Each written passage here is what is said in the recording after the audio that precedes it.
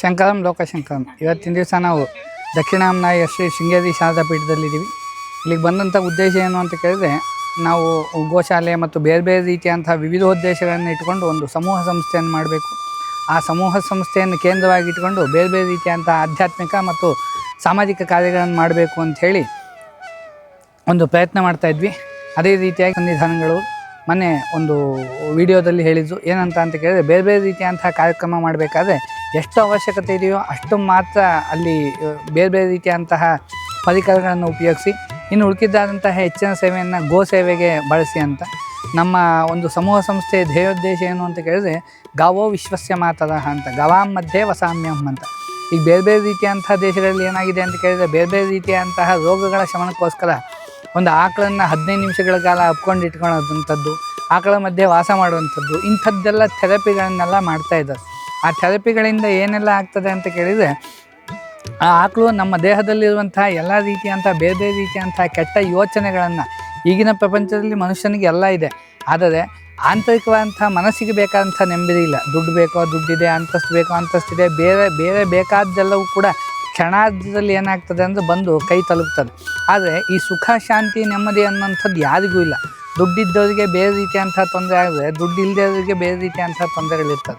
ಹಾಗಾಗಿ ಆ ಶಾಂತಿ ಮತ್ತು ನಮ್ಮ ಹಿಂದಿನ ಋಷಿಮುನಿಗಳೆಲ್ಲ ಬೇರೆ ಬೇರೆ ರೀತಿಯಂತಹ ಕಾಡು ಪ್ರದೇಶಗಳಲ್ಲಿ ವನಗಳಲ್ಲಿದ್ದು ಕೂಡ ಎಷ್ಟು ಸಂತೋಷವಾಗಿದ್ದು, ಎಷ್ಟು ಚೈತನ್ಯ ಭರಿತರಾಗಿದ್ದು, ಎಷ್ಟು ಆನಂದವಾಗಿದ್ದು ಅಂತ ಕೇಳಿದರೆ, ಅವರು ಯಾಕೆ ಹಂಗಿದ್ದು ಅಂತ ಕೇಳಿದರೆ, ಈ ಆಕಳು ಅವ್ರ ಮಧ್ಯೆ ಇತ್ತು ಅಂತ.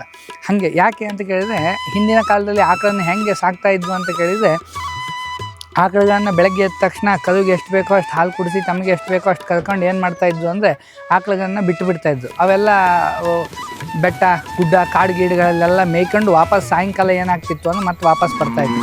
ಆ ಬಂದ ನಂತರದಲ್ಲಿ ಮತ್ತೆ ಕರುಗೆ ಎಷ್ಟು ಬೇಕೋ ಅಷ್ಟು ಹಾಲನ್ನು ಕುಡಿಸಿ, ನಂತರದಲ್ಲಿ ಮಿಕ್ಕಂಥ ಹಾಲನ್ನ ಏನು ಮಾಡ್ತಾಯಿದ್ವು ಅಂದರೆ ಯಜಮಾನರು ಕರೆದು ಉಪಯೋಗಿಸ್ತಾಯಿದ್ವು ಅಂತ. ಅಗ್ರಮಗ್ರ ಚರಂತೀನಾಂ ಔಷಧೀನಾಂ ಬನೆ ಅಂಥೇಳಿ ಶಾಸ್ತ್ರದಲ್ಲಿ ಒಂದು ಕಡೆ ಹೇಳ್ತಾರೆ. ಏನಂತ ಕೇಳಿದ್ರೆ, ಆ ಹಸು ಗೊರಸಿನಿಂದ ಅಂದರೆ ಅದು ನಮ್ಮ ದೇಹದ ವಾಸನೆಯನ್ನು ಅಥವಾ ನಮ್ಮ ಕೈ ವಾಸನೆಯನ್ನು ಗ್ರಹಣ ಮಾಡಿದಾಗ ನಮ್ಮ ದೇಹದಲ್ಲಿ ಏನು ಕೊರತೆ ಇದೆ ಅಥವಾ ಯಾವ ರೋಗಗಳು ಬರುವಂತಹ ಸಾಧ್ಯತೆಗಳಿವೆ, ಯಾವ ರೋಗಗಳಿದೆ ಅಂತ ಏನು ಮಾಡ್ತಿತ್ತು ಅಂದರೆ ಅದು ರೆಕಗ್ನೈಸ್ ಮಾಡ್ತಿತ್ತು, ಅದು ಕಂಡುಹಿಡಿತಿತ್ತು. ಅದಕ್ಕೆ ಸಂಬಂಧಪಟ್ಟಂತಹ ಸಸ್ಯಗಳನ್ನು, ಅದಕ್ಕೆ ಸಂಬಂಧಪಟ್ಟಂತಹ ಔಷಧೀಯ ಗಿಡಗಳನ್ನು ಅದೇನು ಮಾಡ್ತಾಯಿತ್ತು ಅಂತ ಕೇಳಿದರೆ ಕಾಡಿನಲ್ಲಿ ಮೇಯ್ದು ಬರ್ತಾಯಿತ್ತು.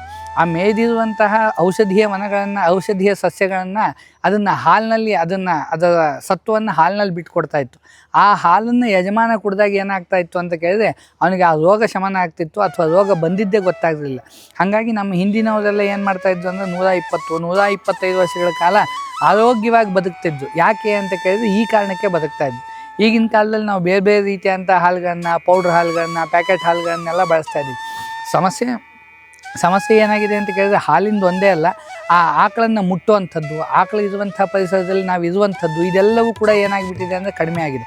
ಇನ್ನು ನಾವು ಧಾರ್ಮಿಕ ವಿಧಿಗೆ ತಗೊಂಡ್ರೆ, ನಾವು ಪುನಶ್ಚರಣ ಅಥವಾ ಮಂತ್ರಗಳನ್ನು ಜಪ ಮಾಡುವಂತಹ ಪ್ರದೇಶಗಳು ಅಥವಾ ಬೇರೆ ಬೇರೆ ರೀತಿಯಂತಹ ಶ್ರಾದ್ದ ಕರ್ಮಗಳನ್ನು, ದೇವ ಪೂಜೆಗಳನ್ನು ಮಾಡುವಂತಹ ಸ್ಥಳಗಳ ಮೇಲೂ ಕೂಡ ಕೆಲವೊಂದು ವಿಶೇಷ ಫಲಗಳನ್ನು ಹೇಳ್ತಾ ಹೋಗ್ತದೆ. ಹಾಗಾಗಿ ಎಲ್ಲಿ ನಾವು ಆಕಳು ಇದ್ದಲ್ಲಿ ಗೋಶಾಲೆಯಲ್ಲಿ ಮಾಡ್ತೀವೋ ಅದೇನಾಗ್ತದೆ ಅಂತ ಕೇಳಿದ್ರೆ ಆ ಫಲ ದ್ವಿಗುಣವಾಗಿ ಬರ್ತದೆ ಅಂತ ಶಾಸ್ತ್ರ ಹೇಳ್ತದೆ.